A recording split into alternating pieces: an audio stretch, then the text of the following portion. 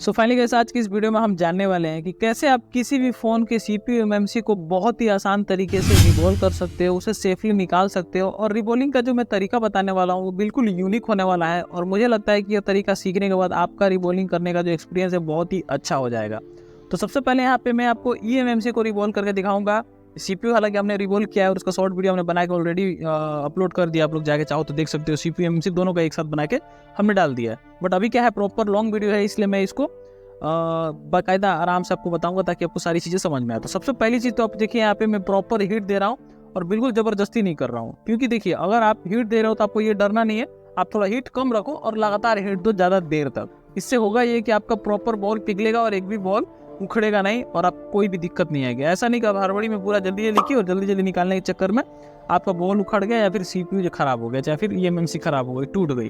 तो ज़बरदस्ती बिल्कुल नहीं करना है। हालांकि नीचे पेस्ट रहता है तो थोड़ा सा तो ज़बरदस्ती करना पड़ेगा, और जब आप उठाते हो तो हल्का ये बेंड होता है, मतलब CPU हो चाहे eMMC हो, हल्का बेंडिंग होती है। उसके लिए भी घबराना नहीं है, हल्का बेंड होता ही है।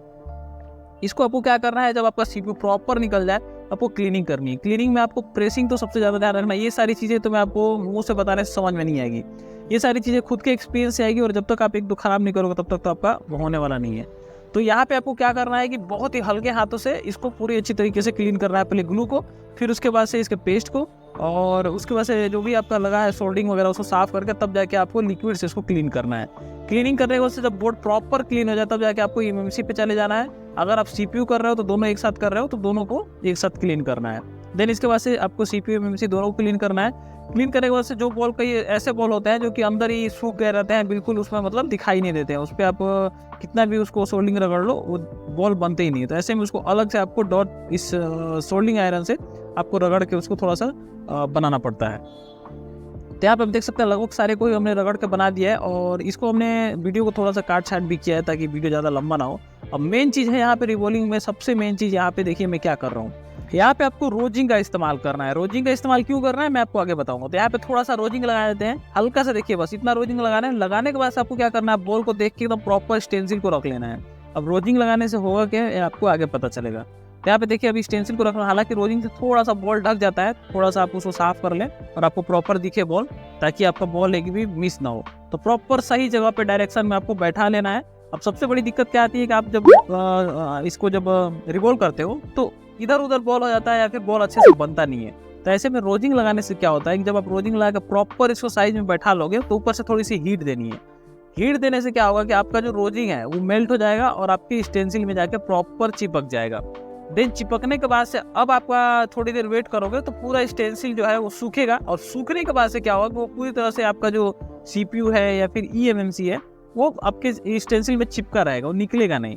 तो आपको हिलने डुलने का जो डर है वो खत्म हो जाएगा। अभी देखिए ये चिपक गया है, अब हिलने डुलने का कोई टेंशन नहीं। अब आराम से आप चाहो तो इसमें पूरा प्रॉपर अपना सुखा के, और जो आपका रांगा होता है जिससे आप इसको, वो आप कितने भी डिग्री का रख सकते हो, 183 डिग्री सबसे बेस्ट है। इसको आपको क्या करना है, प्रॉपर सुखा के और तब जाके इसको पूरा eMMC के ऊपर लगाना है। सेम काम आपको CPU में भी करना है, सेम प्रोसीजर रहेगा। जैसे आप eMMC में कर रहे हो सेम प्रोसीजर आपका CPU में रहेगा। देन इसके बाद से जब आप प्रॉपर लगा लो तब ऊपर से कपड़े से पोंछ लेना है, ताकि आपका ऊपर का जो भी वेस्ट चीज़ है वो साफ क्लियर हो जाए। यहाँ पे देख सकते हैं मैंने प्रॉपर लगाया है, और लगाने के बाद से अब इसको मैं साफ कर लिया कपड़े से। अब देखिए एकदम प्रॉपर हो गया। अब मैं इसको जब बॉल बनाऊंगा तब देखना कितना परफेक्ट बॉल बनेगा, और एक भी बॉल आपका बड़ा छोटा नहीं होगा, एक भी बॉल छूटेगा नहीं, और आपको कोई प्रॉब्लम नहीं आएगा। तो यहाँ पे मैंने इसको हीट दिया, और हीट देने के बाद से देखिए आपका बॉल पूरा कंप्लीट हो गया। यहाँ पे हीट को बिल्कुल जीरो, मतलब हीट नहीं, आपका एयर को जीरो कर देना है, और हीट रखना है लगभग, क्योंकि 183 डिग्री वाला आप यूज कर रहे हो तो आप रखो 250 तक काफ़ी है।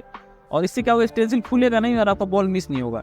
और आपको एक साइड से हीट देनी है, और जब पूरा प्रॉपर बन जाए तो आपको थोड़ी देर ऐसे दबा कर रखना है, छोड़ना नहीं है, ताकि फिर से आपका जो ये पेस्ट वगैरह है सब सूख जाए। और सूखने के बाद से थोड़ी देर उसके बाद से आप हटा दीजिए हाथ, और कोई भी लिक्विड ले लीजिए। जैसा कि मैंने आपको लिक्विड का वीडियो बनाया जो काफ़ी बेहतरीन लिक्विड आता है सनशाइन का और आपका मैकेनिक वगैरह का, उनको यूज करिए।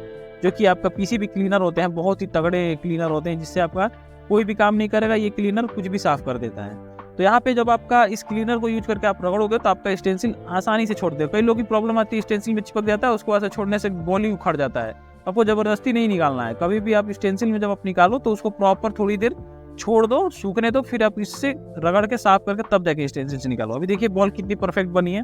और एक भी बॉल आपका मिस नहीं और एक भी बॉल छोटा बड़ा नहीं है, पूरा बॉल एकदम प्रॉपर बन चुका है। अब आपको थोड़ा सा पेस्ट लगा के फिर आपको वहीं पे जमा देना है। तो सबसे मेन जो टॉपिक होता है, कई लोग क्या करते हैं हाथ से ही दबा के उसमें पेस्ट वगैरह लगाते हैं।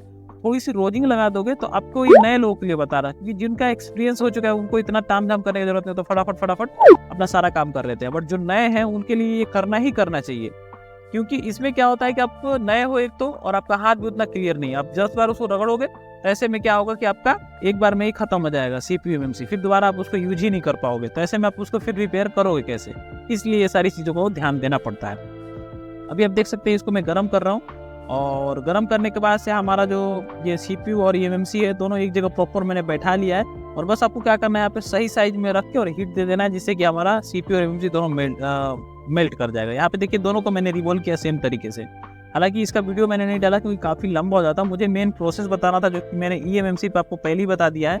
नीचे में कुछ बॉल आपको दिख रहे होंगे उखड़े हुए CPU के अंदर, तो आपको घबराने की जरूरत नहीं है। कई बार CPU निकालते समय कुछ बॉल उखड़ जाते हैं, तो अगर आपके पास स्कीमेटिक है तो आप देख लीजिएगा, उसके अंदर आपको ज़्यादातर बॉल NC वाले मिलेंगे, मतलब उस बॉल का रहने ना रहने कोई मतलब नहीं है। तो ऐसे बॉल उखड़ते हैं ज़्यादातर, क्योंकि वो बॉल एकदम कमजोर रहते हैं, ऊपर PCB पे बस एक तरह से रख दिए गए रहते हैं, तो वो आसानी से जब गर्म करते हैं तो अक्सर उखड़ जाते हैं। और जो मेन बॉल होते हैं जिसमें आपका लाइन वगैरह सप्लाई गई रहती है, वो बॉल जल्दी नहीं उखड़ता है। बट ऐसा नहीं उखड़ता ही नहीं है, अगर आप ज़बरदस्ती ज़्यादा करो तो भी उखड़ जाएगा।